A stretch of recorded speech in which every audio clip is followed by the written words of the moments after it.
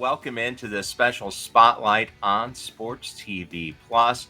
Gerald Bentley. I am joined here by John Little, a multi-time nationally ranked, nationally regarded author. Currently has his new book, Mike Mentzer, American Odysseus, which is out and has a 4.9 ranking on Amazon, 4.9 out of 5. So a very, very well received book, available now wherever you get your books. And John, I was talking before we went on. I work with 20-year-olds, and they saw the book on my desk and went, "Oh my God, you're going to be talking about Mike Mentzer? Oh, he's amazing!" And they're into workouts, and it just kind of rang through because that is really, I think, part of what you were saying with the book is there's a story to Mike that's been untold, and he's still a legend for not only what he accomplished in winning, but his philosophy and his outlook that just resonates so much with people. Yeah, I'd say even more so for that. Excuse me. The titles he used to say really don't mean much.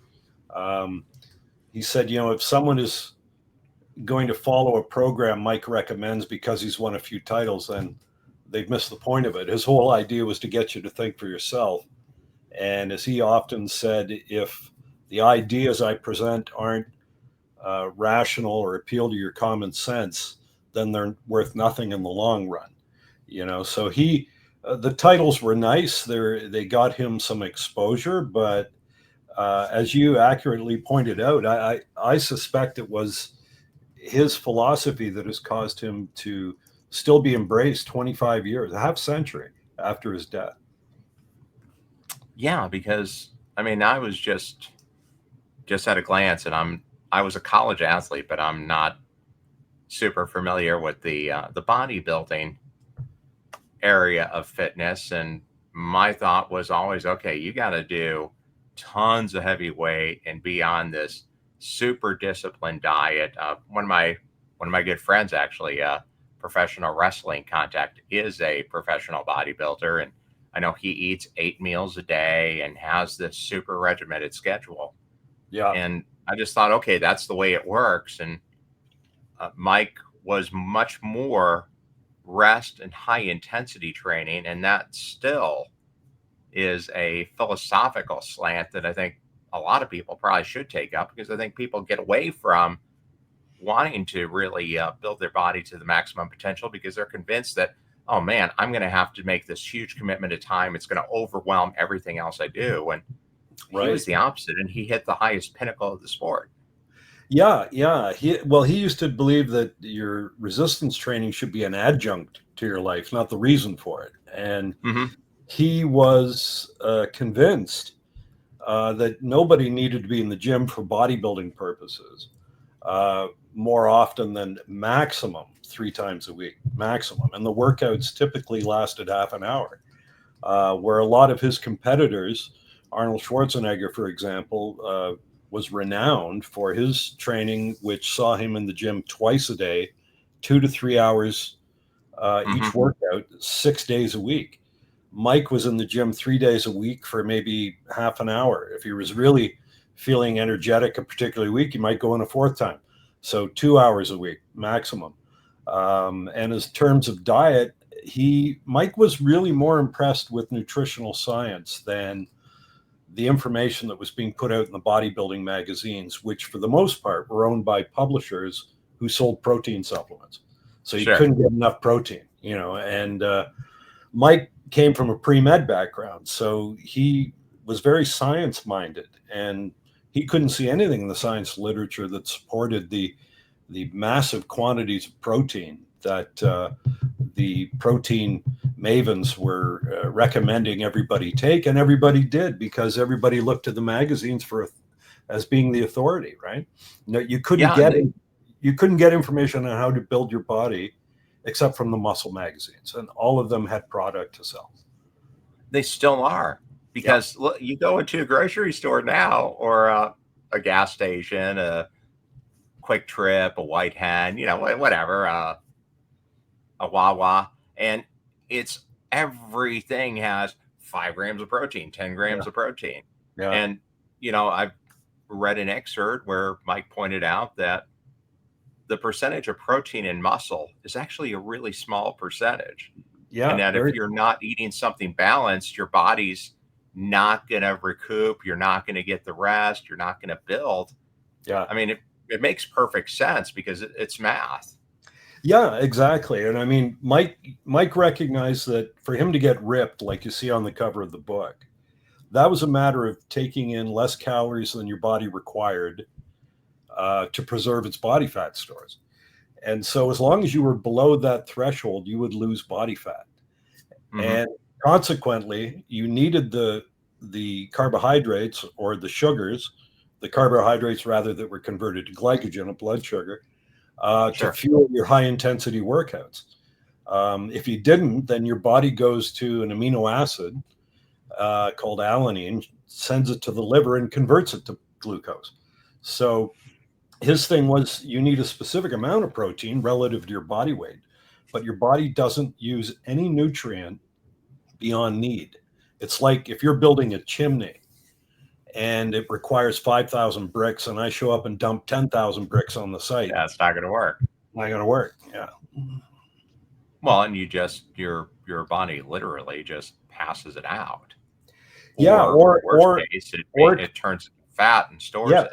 Yeah. Because protein typically is excreted in the urea or passed in the urea. But if you take in too much of it, it can be converted to glucose. And a surplus of glucose can get stored as fat just as readily as glucose derived from carbohydrate or fat sources. Yeah, and I mean, Mike just used to to eat, Mike used to eat ice cream cones when he was dieting for a contest because he knew really he needed the needed dairy and fat. yeah, and he also needed the sugar that was in it to fuel his workouts. But he Sure. didn't indulge in it recklessly. He just ate below his maintenance level, and irrespective of what the macronutrient composition was, in some instances, he always tried to get a diet that was 60% carbs, 25% fat, 15%, or sorry, 25% protein, 15% fat. And that's very much in line with what uh, the I would say that's probably about the average American diet, yeah, but pretty it's much. very much in contrast to what's always been taught. Okay, hey, you're going to lose weight. Yeah, Hey, get rid of the and carbs. also No carbs. The Senate subcommittee on nutrition and the RDAs and generally boards that have a lot of checks and balances and are up to date on everything. That's what they recommend. It seems to be those that are selling diet plans or particular supplements that will favor one macronutrient and one Hmm. type of macronutrient over another. But Mike wasn't into that, and it was one of the reasons that he actually ended up butting heads with the bodybuilding establishment because Sure. everybody that came in back in the days when Joe Weider used to publish magazines understood that the highest rung on the ladder was getting an endorsement deal from Joe because you were in the magazine all the time. If you won contests, that was an imprimatur you could put on your endorsement for Joe's products. And Sure. So it's very Mike, insular. yeah, and Mike said, "Well, I don't believe in that. I don't think anybody needs it." And suddenly, they were faced with the reality that they had this great-looking, tremendously built, articulate, intelligent model that wasn't going to play ball, and consequently, he became blacklisted in short order. Well, and does that factor into one of the competitions? It looked like, I think, to most observers, he should have, if not won, at least placed above the icon. If you're just a casual bodybuilding observer, you say, hey, who's the best bodybuilder ever? They're probably going to say Arnold Schwarzenegger. But Right? most observers believe Mike beat him. Oh yeah, And that led to, kind of acrimonious relationships for years, didn't it? for sure it did. Arnold had been retired for 5 years at that point, and for some reason, decided he was coming out of retirement. after a 5-year hiatus. And the speculation was that CBS was filming it, and it was said to be about to be broadcast into 750 million households.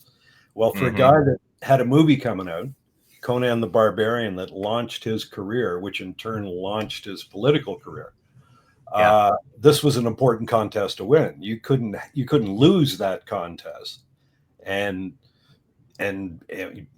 make a big statement for people that went to the movies. Oh, it's the guy that lost the contest. So he would be second or third or whatever he was. But as it happened, pretty much all of the judging panel were either friends or business associates of Arnold's. The promoter of the contest was simultaneously, he was a friend of Arnold's as well. In fact, Arnold was the best man at this wedding. He simultaneously was producing a documentary called Arnold's Comeback. Well, it's pretty hard to sell a documentary about a guy who loses a contest, so. Sure, yeah. There was a lot of speculation that something foul was afoot. And Mike was placed down when he had gained another 10 pounds of muscle and had even better definition than the year before. But in looking over Mike's career, that had happened in the last 2 years of his competitive career more than once. And at the time, he kind of rolled with the punches on the first one, thinking, well, maybe the judges were right. I probably wasn't at my best, gave them the benefit of the doubt. But after the 1980 Olympia, he recognized that the sport was a business. It was not a sport. It was masquerading as a sport, but it was really all about marketing product. And in fairness to Joe Weider, there was no better pitchman for protein supplements and Weider products than Arnold Schwarzenegger. Heck, I used them when I was a high school athlete, and then when I got to college, you do it. I remember. We had, Division I, we had athletic trainers, and we had a whole staff. And I remember being in high school with a can of Weider protein tablets because I was convinced from the magazines I had to have at least 15 of these a day. And why do I need 15 a day? And looking back, well, that's marketing, because you go through the can quicker and you got to buy another one, right? So, well, just to circle back to that workout regimen, because I'm very familiar with the marathon workouts. I had a broken back in junior high, and my idea to recover from that was I had the year off of school my freshman year, and I'd go to the Bally's Total Fitness and work out 4 hours in the morning, take an hour break, sit in the sauna, work out 4 hours in the afternoon, 4 days a week. And reading this, I probably spent a little bit too much time in the gym. But Mike was in the Air Force after college, and he was, by his admission and your book, doing the marathon workouts and following, because that's what everybody believed. Hey, this is the way you do it. Yeah. And it kind of works. I mean, well, I got in great shape. I was playing the next year, but it was a lot. Well, your body can adapt. It's just a question of is it ideal? Because it's like you can get a suntan in December if you're going to find where the sun's reasonably bright where you live and you stay out for a bit. The melanin will start to formulate, but it's nothing like going out into the August sunlight where it's bang. So Mike looked at training that way. What's the stimulus? How do I get the equivalent of that August UV radiation from my training to stimulate my muscles to grow bigger? And he recognized that the high volume workouts were a step toward getting the suntan in December or November or whenever, the winter, where the sun's rays are not as intense. But then he also recognized that that's only one half of the equation. Actually, it's only 1/3 of the equation. The stimulus applied to the muscles is like placing an order on Amazon. I want that book. I've ordered it. There's a stimulus. But the delivery takes time.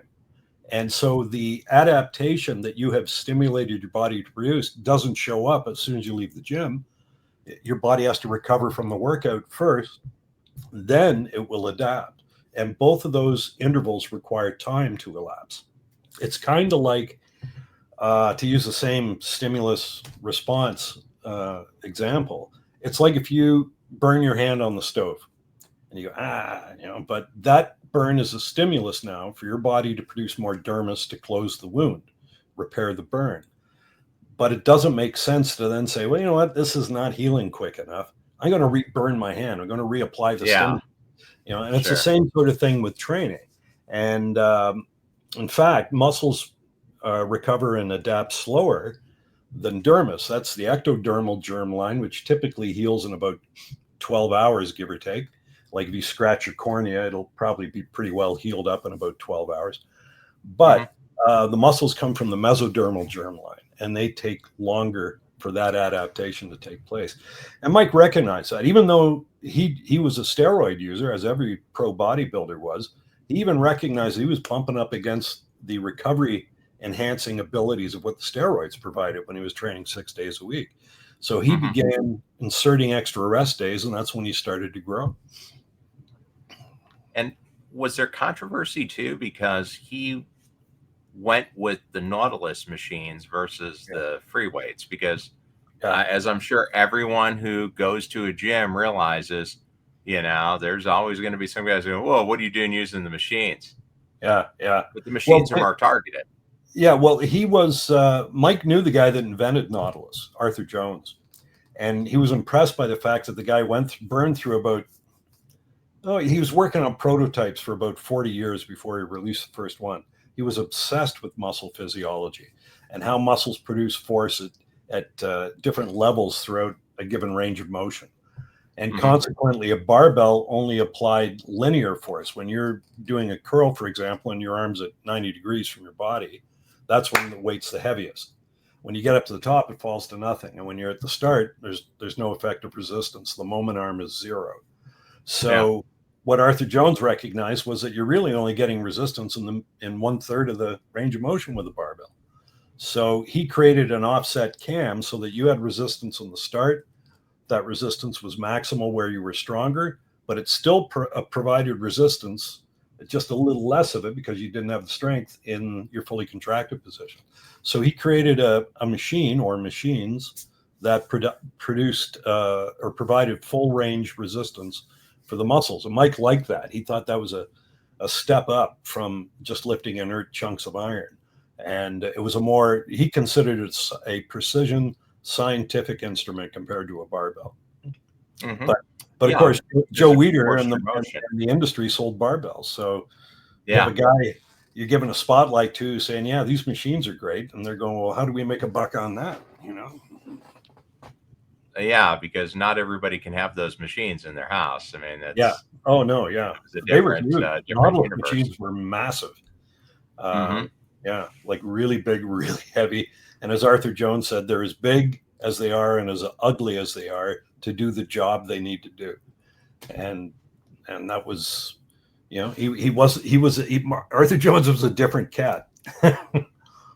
Well, I think the sport, the industry kind of brings in a little bit different personality, right? Because it's you against yourself. So you have to have a little bit of an obsessive perfectionist kind of personality, because you're working to make yourself a better you. Yeah, and you have an ideal of yourself, almost like a platonic form, that you're trying to aspire to.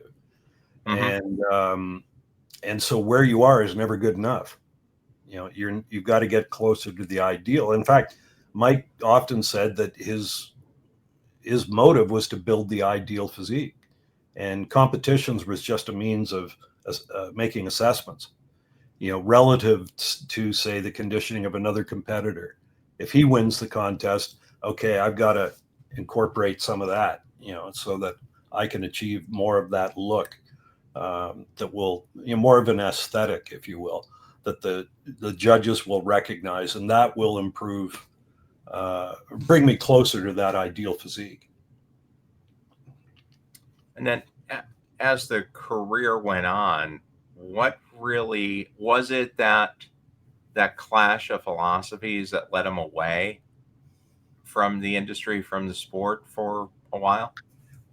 In a way, I think that broke his heart for sure, because he was fully invested in that sort of counterculture belief that this was different.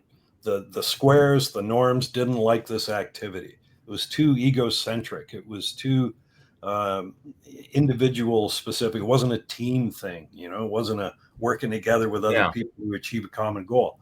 It was you rose or you fell on your own. And being an individualist that Mike was, that really appealed to him. And he believed that there was nothing nobler than using your mind, developing your mind to its fullest capacity to learn how to build your body's strength to its capacity. So it was that old ancient Greek adage about a healthy mind and a healthy body. And he thought it was a noble pursuit. It was run by noble people. It was a means of developing and reaching your human potential, the full human potential, physically and mentally. And when he found out it was largely a marketing game, his world had been turned upside down. As Joseph Campbell said, we often find out too late in life that the ladder of success we've been climbing is up against the wrong wall. And I think Sure. that was an epiphany for Mike. That was his Damascus moment. So without seeing the seamier side of bodybuilding, he didn't want to be part of it. But unfortunately, that's all he had. I mean, he certainly was intelligent enough. He could have gone back to school. One of his goals was to become a psychiatrist. But all his life, he had been chased by a progressive mental illness that he had inherited from his mother. And it was deep, deep depression and high anxiety. And while he was in the Air Force prior to going to university, he'd actually undergone 15 months of Reichian therapy. So this was something he battled with a lot. And one of the problems that he did, because he was intelligent, was he thought, okay, depression, I can self-medicate that with stimulants. So it was amphetamines. And the problem Okay. with amphetamines is the potential for abuse is very high, because you can stay awake for days on amphetamines. Lots of students used to do that, cramming for exams. And then you Sure. get delusional. And when you are walking a tightrope of mental illness to begin with, and you tip it by using these uh,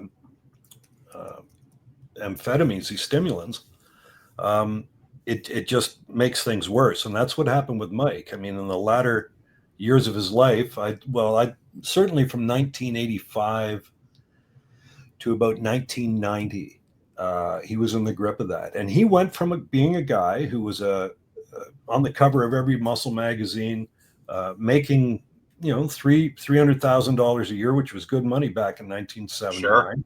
Yeah. Having a place in Palm Springs, an apartment in Los Angeles, being a color commentator on CBS Sports, being featured and profiled in GQ magazine, to living on the street, losing all of that, and being homeless, destitute. Uh, Mm. and he was institutionalized on 2 or 3 occasions. But then it was one of those things. If you've ever seen the movie A Beautiful Mind, Yeah. John Nash played this mathematics genius who suffered from mental illness. And he attempted to correct it by, this will be incorrect by present neuropsychiatry, but back when I was in university, we used to speak about right and left brains. And the Sure. right was spatial relationships, logic, and the right was creative, and the corpus callosum bridged the two regions. Nash then focused on the rational. It was like, okay, I don't want the creative stuff. That brings bad stuff in. So I'm just going to do rational, rational, rational. Work for a while, but you can't outrun your biology. And Mike did the same thing. He immersed himself in, Aristotelian logic and, Ayn Rand's objectivism and anything that was rational, that where conclusions followed from premises, he was obsessed with and focused on. And as a result, he developed an amazingly logical mind, like Mr. Spock. But Hmm. but the problem is that when you go to sleep, the subconscious takes over, the creative. Sure. and that can still be in control when you wake up in the morning when you have those kind of problems. And that was something he had to fight with for the rest of his life. But by doing that, by focusing on the rational, he was able to turn his life around when it was at its darkest point. That's when he became a personal trainer, and really revolutionized bodybuilding, and people who, as you say, don't want to live their life in the gym, want to get stronger and improve their bodies. Well, and it's that thin line between genius and collapse. I mean, in so many industries. And the reason why the phrase ignorance is bliss is out there, because the people who are ignorant, they're happy. They don't have self-doubt. They don't care. Yeah. But you could see where that would drive the success, but also create the environment, I guess you'd say, for collapse, because everything had to be such in order. And I think that's why Mike's story is so fascinating. It's a very human story. We've all known people that have either had tremendous success or terrible misfortune, people that have suffered from mental illness, people that have dodged that in their lives, people who have been great athletes, people who have been incredibly smart. Mike experienced all of that and beyond, and so if you've ever gone through anything of a human nature, it's like the old maxim of Terence, the Roman playwright, who said, "Nothing human is foreign to me." That was the appeal of Mike. There's something about him in some part of his life you can hook onto, you can relate to, say, yeah, that's me, I've been there. And it's fascinating from a human perspective to watch how another human being story plays out, and I mean, Mike passed away at 49. He was a young man, but what a life he lived. It was the American Odysseus, the famous absolutely Greek mythic hero who had to try and navigate his way back from Troy back to Ithaca, and the various problems that he encountered on his way back. He went through, And in a way, a friend of mine who has a podcast had a really cool insight, and he said, there's another Greek myth parallel there. He said, and it's the Trojan horse, which also was Odysseus. And while all the Greeks were trying to bust through the walls of Troy, he came up with the idea, hey, why don't we build a big horse and put a bunch of soldiers in it, and when we come out, we can take over. And in some respects, as this fellow Sean Stone said, Mike's GQ good looks and physique were the Trojan horse that the bodybuilding industry welcomed into its confine. But they didn't recognize that there was insurgency about to be released on the industry from the mind of Mike Mentzer. And that's, to me, I thought that was really clever, and it's accurate. There's a mythical element to his story. Oh, very much so. And when you shift a paradigm, there's always going to be kickback at you, because we've always done it this way because this is what we do. And in the case of bodybuilding, it turns out there's all industry and all machine pushing to do it that way. You show, okay, hey, we can break the paradigm and do it better.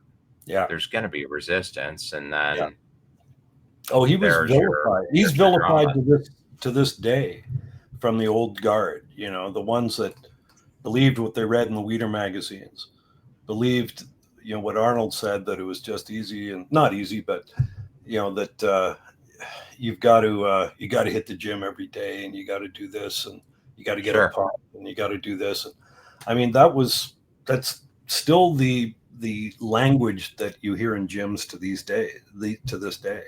And it's still, the people that he influenced, which were legion, they're the foot soldiers in that battle. Mike appealed to those who were, I'm going to say, intelligent, people that saw a lot of wasted energy in the gym that didn't need to be wasted. And so his message struck a resonant chord with these people. But they didn't number anywhere near what the army of Schwarzeneggerans, if you will, did. Absolutely. Yeah. All the Weeder advocates, Yeah. sure. Oh, for Well, sure. and it makes so much sense too, because for everybody that's involved in something, and you say, hey, like, there's a different way to do this. I can do this better. Yeah.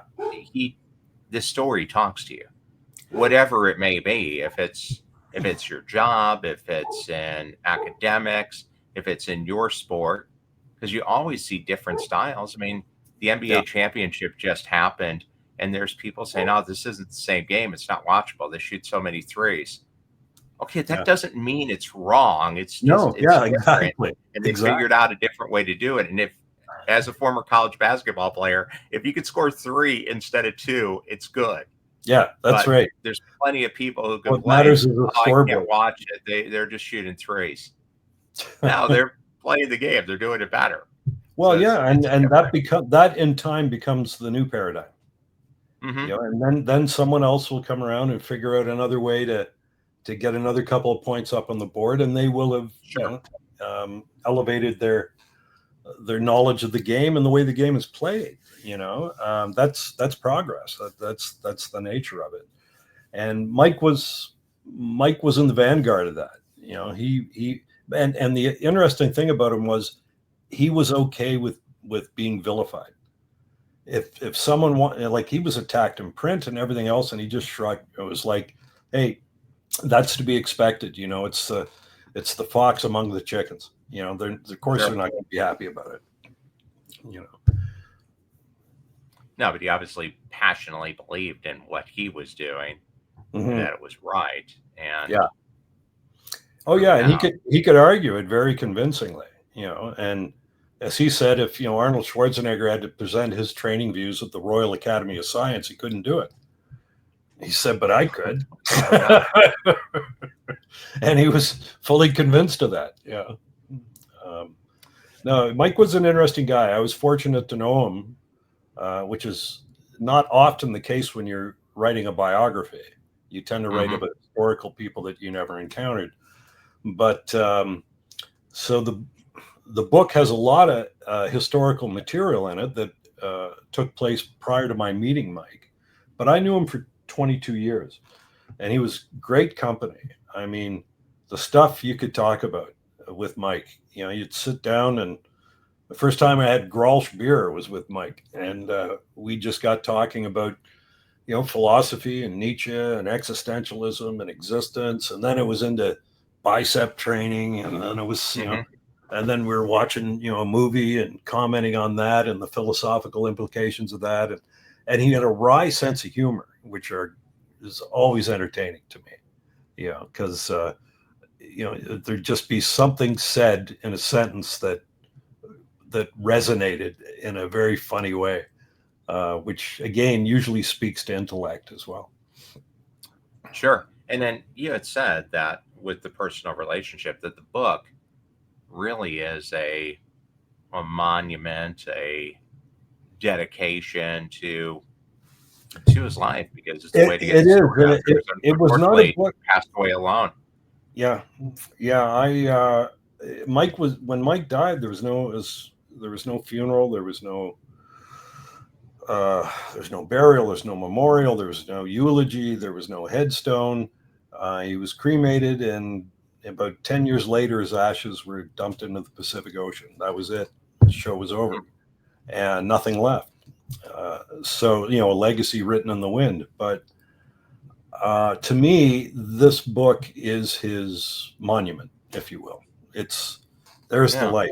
If anyone who cares to read it, that's what Mike Mentzer was all about. All the good, all the bad. It was one of the reasons I didn't want to be the one to write the book, actually, because I knew a lot of the hard stuff he went through. And you don't like, as a friend, it's almost like betraying a confidence.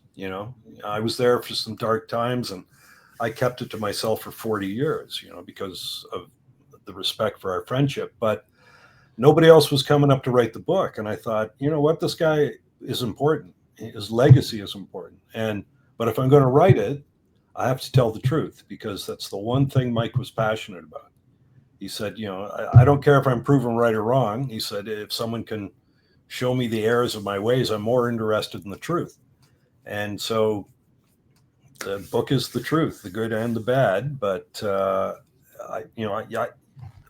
I came out of the relationship with him for the better. It was I was better for me knowing him than it would have been not knowing him. So my hope is that the reader shares that to some extent. Well, it's a very interesting read. It's not just me saying it. Look online, all 5-star reviews, Amazon, Goodreads, anywhere you look up, it's rated between 4.9 and 5 stars. And I think that shows the good, the bad, the struggles. That makes somebody relatable.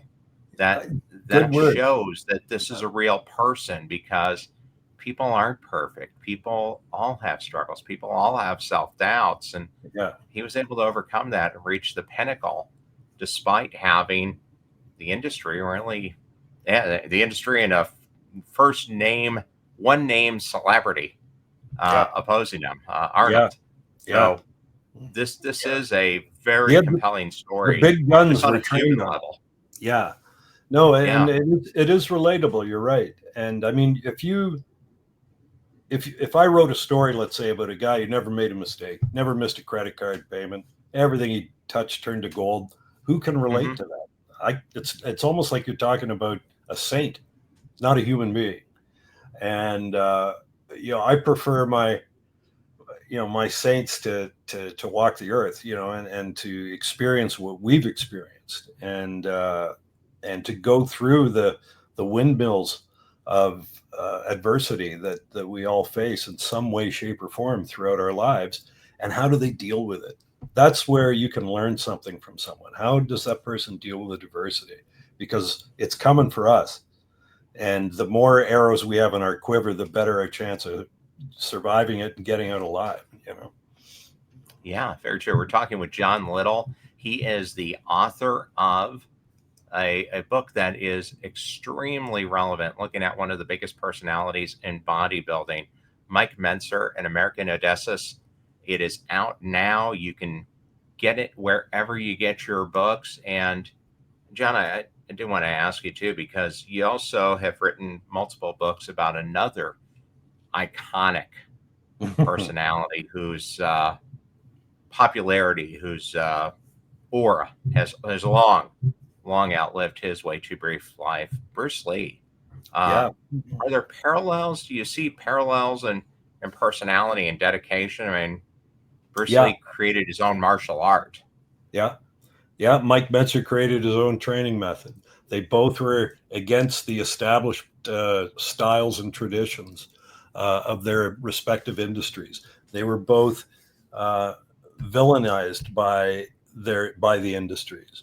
The black belts and the karate people didn't care for Bruce Lee when he was around, and suddenly they found a voice after he died, but no one was going to bell the cat when he was alive. Similarly, when Mike was alive, if someone wanted to critique him, they'd better have their facts straight, because Mike could be coming back at him. And but after he died, it was open season, right? And you see all sorts of caricatures that have been made of Mike. The fact that he said, "Don't train again until you've recovered." These people have taken to mean, oh, so he's saying train once every 30 years. Well, no, he's not really saying that. But there's an animus, because again, if Mike's right, then your personal trainer who's telling you got to buy these supplements at $500 a month, and you got to pay him 4 days a week to put you through a workout that isn't going to be too demanding, so that you can do it 4 days a week. Mike Mentzer is not a guy he wants to hear about. Saying, okay, maybe you only need to train once a week. Maybe you only need to train with 2 or 3 sets. You're in and out of the gym in 10 minutes. But you're going to get a better result, because it's more aligned with how your biology responds to stress than just going in there and mindlessly thinking more is better, Mike, the fight continues to this day. Mike was the lone voice of reason in a sport that was ripe with hucksterism. and going and sensuality. Go by feel. How do you feel today? Feel like doing arms? Well, we'll do arms. Even if we did them yesterday, don't worry. Feel like doing Yeah. it.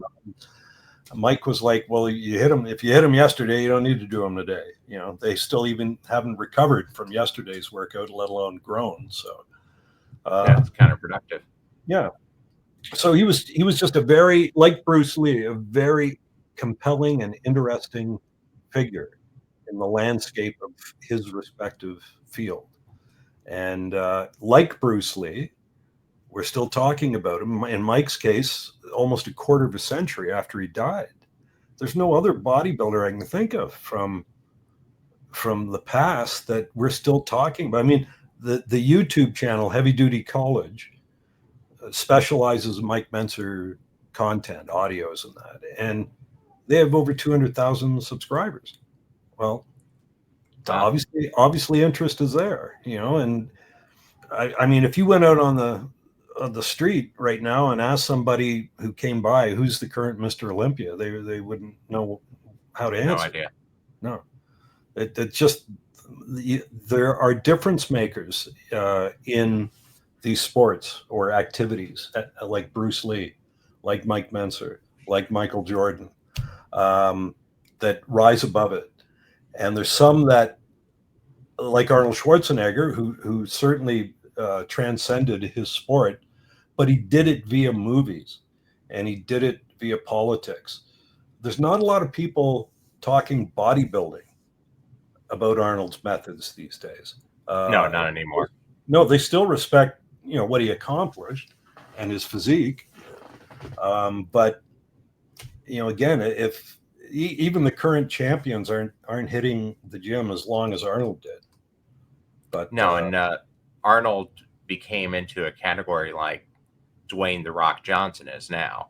There's people who are diehard fans of The Rock who have no idea that he was a highly successful professional wrestler in the WWE. They know The Rock from the movies. So similar career path. Yeah, and that's kept Arnold's star, well placed in the firmament. But Mike was of his sport, if you will, and he wasn't looking to be a movie star, wasn't looking to use bodybuilding as a stepping stone to something else. That was what he was all about. And consequently, as a bodybuilder, he's remembered again 25 years after his death, and by greater numbers now than when he was alive. So his message is getting out there for sure. Well, and the book's definitely doing a significant part of it. John, thanks so much for taking the time to come on here on our special spotlight on Sports TV Plus. Definitely a great look into a personality who was and is an icon in the sport of bodybuilding. Really enjoyed having you on. Just an extremely interesting personality and story, and one that obviously you were super close to. So it definitely comes across in the book. Well, thank you, Gerald, for having me on. It was a pleasure speaking with you, and always happy to talk about my friend Mike. Yeah, and go ahead and pick the book up. Amazon, eBay, wherever you get your book, and take a look. And maybe there's something that you're doing that there's a different way to do it, and you're just blindly following it because that's what everyone else is. And that's the true definition of an iconoclast. Yeah. So, John Little, thanks for giving us shining the spotlight on Mike Mentzer tonight on Sports TV Plus. Stay tuned here for more sports and entertainment. For Sports TV Plus, Gerald Bentley. Have a great night. Hey, thanks a lot. I really did enjoy it. And thanks, Gerald. It was great speaking with you. Yeah. Yeah. And we should have you on sometime to talk about Bruce Lee. We have a channel that just airs kung fu movies. Oh, happy to. Yeah. All right. Well, listen, be well, and thank you very much.